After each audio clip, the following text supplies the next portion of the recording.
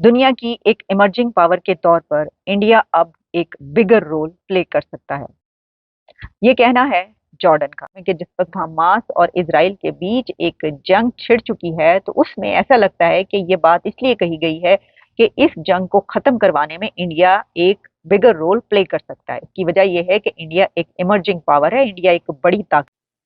Russia के साथ उनका इशू चल रहा था कि वो कहते थे कि आप युआन में हमें पैसे दें। भारत को उन्होंने कहा था कि युआन में पैसे दें वरना हम आपको तेल नहीं देंगे। तो उन्होंने कहा भी ना दो आप।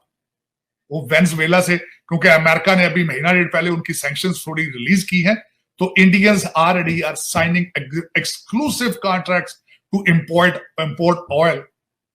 हमास और इजराइल के बीच पिछले 25 दिनों से भीषण जंग देखने को मिल रही है। कई मुस्लिम देश हमास का समर्थन भी कर रहे हैं। ईरान भी उन्हीं देशों में से एक है, मगर ये देश मिलकर भी इजराइल को रोक नहीं पा रहे। ऐसे में भारत में ईरान के राजदूत इराज इलाही ने कहा है कि गाजा में जारी हिंसात्मक कार्रवाई को भारत रोक।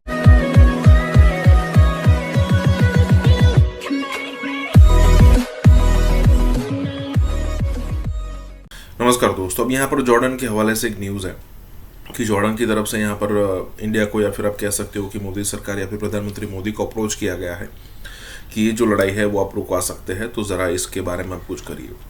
अब आप सोचेंगे कि यूक्रेन और रशिया वाली युद्ध में भी प्रधानमंत्री मोदी का ही नाम आया था या फिर इंडिया का नाम आया था।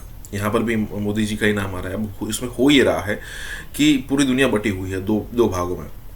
इंडिया और कुछ चुनिंदा कंट्री ही है जो यहाँ पर न्यूट्रल है मतलब ना ही इस तरफ ना ही इस तरफ। जैसे हम रशिया का झुकाव हमारे ऑब्वियसली हमारे लिए है, लेकिन यूक्रेन और रशिया वाली वॉर में हम एकदम न्यूट्रल रहे।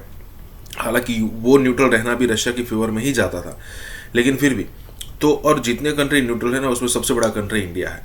तो इससे ऑब्वियस हो जाता है कि इंडिया कह सकता है कुछ ना कुछ रशिया को, या फिर कहे कि यहाँ पर इसराइल और जो हमास वाली मैटर चल रही है, या फिर इसराइल और गाजा वाली चल रही है, और हो ना हो अगर ये लड़ाई कोई स्टॉप करवा सकता है तो वो इंडिया ही है।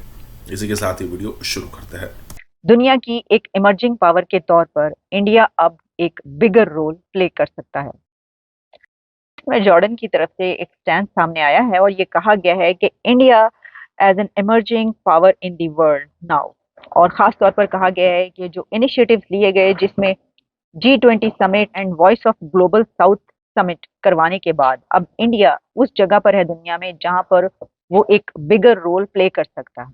और ये बिगर रोल जब कहा जा रहा है एक ऐसे वक्त में कि जिस वक्त हमास और इजराइल के बीच एक जंग छिड़ चुकी है, तो उसमें ऐसा लगता है कि ये बात इसलिए कही गई है कि इस जंग को खत्म करवाने में इंडिया एक बिगर रोल प्ले कर सकता है। इसकी वजह यह है कि इंडिया एक इमर्जिंग पावर है, इंडिया एक बड़ी ताकत है, जिसने, हमने देखा कि G20 जब समिट करवाई तो पूरी दुनिया की ताकतें वहां पर इंडिया में पहुंची, पूरी दुनिया की लीडरशिप वहां पर पहुंची।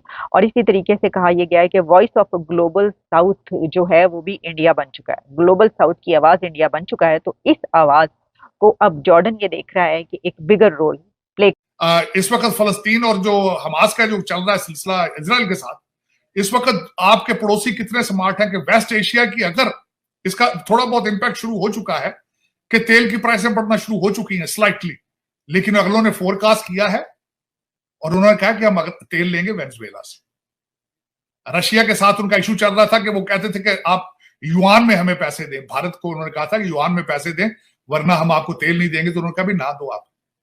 वो वेनेजुएला से, क्योंकि अमेरिका ने अभी महीना डेढ़ पहले उनकी सैंक्शंस थोड़ी रिलीज की हैं, तो Indians already are signing exclusive contracts to import oil from Venezuela to keep their oil prices down. आपके किसी मुल्क, आपका कोई किसी के रडार पे आई है चीज? हाँ, आपके रडार पे क्या है?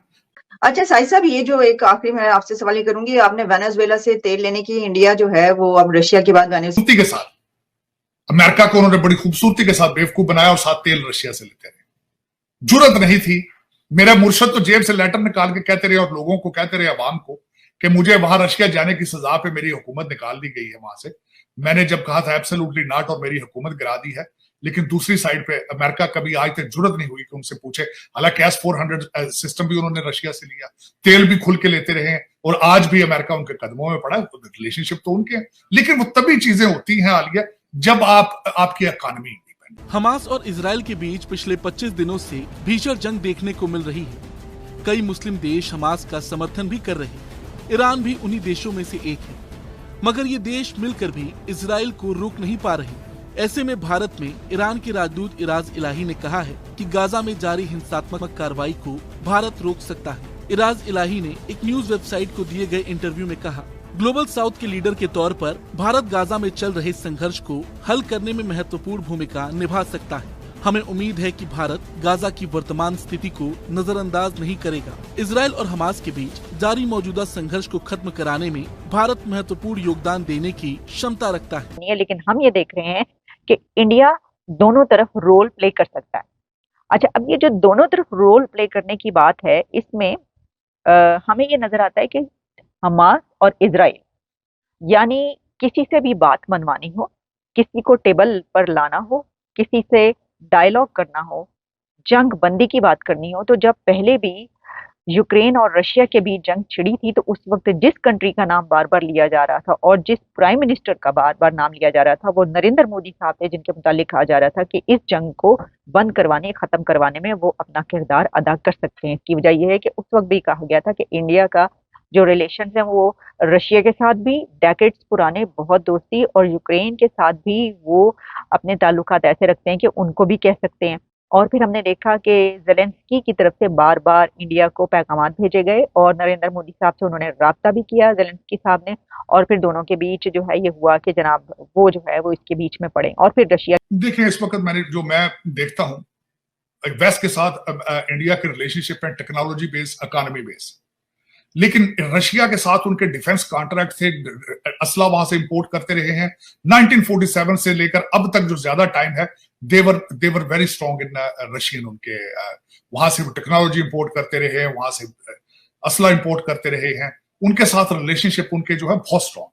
लेकिन जिस वक्त जो यूनाइटेड नेशंस की मेंबरशिप जो स्टेटस वो जो ऑफर किया गया था भारत को, जब उन्होंने डिनाई किया था तो उसमें मैं समझता हूं कि उसी वक्त उन्होंने सिग्नल दिया था कि वो विल मेंटेन। वैश्विक मंचों पर नैतिकता और मानवता के साथ खड़ा रहा है। महात्मा गांधी के नैतिक विचारों और फिलिस्तीन को लेकर दिया गया उनका बयान कौन भूल सकता है। मेरा पूर्ण विश्वास है कि गाजा में चल रहे नरसंहार पर भारत आंखें नहीं मूंदेगा। सच ये है कि भारत के पास ये इस संघर्ष को खत्म करने में महत्वपूर्ण भूमिका निभाने की, मतलब जंगल का बादशाह अंडे या बच्चा दे, यही मतलब है ना इसका हुआ। दूसरे कंट्रीज को आप ऐसा नहीं कह रहे, लेकिन इंडिया को आप कह रहे हैं आपकी मर्जी है, आप करवा सकते हैं। लेकिन उसमें ये बात अपनी जगह पर सही है कि जो इंडिया है वो क्योंकि एक ऐसा रोल प्ले कर सकता है। वाकई नॉन अलाइनमेंट की जो उनकी पॉलिसी है और जो उनकी न्यूट्रलिटी चलती चली आ रही है, और फिर हर एक के साथ, पूरी दुनिया के साथ ही उनके इस वक्त जो ताल्लुकात चल रहे हैं, उसमें हम ये कह सकते हैं कि ये बाइद नहीं है कि इस सिचुएशन में अगर कोई 2-4 या 1-2 मुल्क हैं दुनिया में कि जो दोनों मुल्कों के साथ निगोशिएट कर सकते हैं, बातचीत कर सकते हैं, टेबल पर ला सकते हैं, ये कर सकते हैं, तो वो इंडिया उनमें से एक बड़ा कंट्री है। इंडिया ही एक ऐसा मुल्क है जो ऐसा करवा सकता है। अब ये भी बात याद रखिए कि इंडिया ऐसा क्यों कर सकता है कि इंडिया पैलेस्टीन के खिलाफ नहीं है। इंडिया ने डेकेड्स टू डेकेड पैलेस्टीन को सपोर्ट किया है, उसके स्टैंड को सपोर्ट करता रहा है इंडिया। हम तो सिर्फ ये वहां से नारे उठते हैं ना, या हम देखते हैं कि मौलवियों का एक इकट्ठ हुआ है, जैसे कि जमात इस्लामी का एक बहुत बड़ा जलसा हुआ है पैलेस्टीन के हक में, फेवर में, और उन्होंने नारेबाजी वहां पर की है, और उस फॉक्स न्यूज पर उस जलसे की सारी फुटेजेस चली हैं। बनाओ एक पाकिस्तानी पंजाबी हथियार लेके 76 साल में फिलिस्तीन नहीं पहुंचा।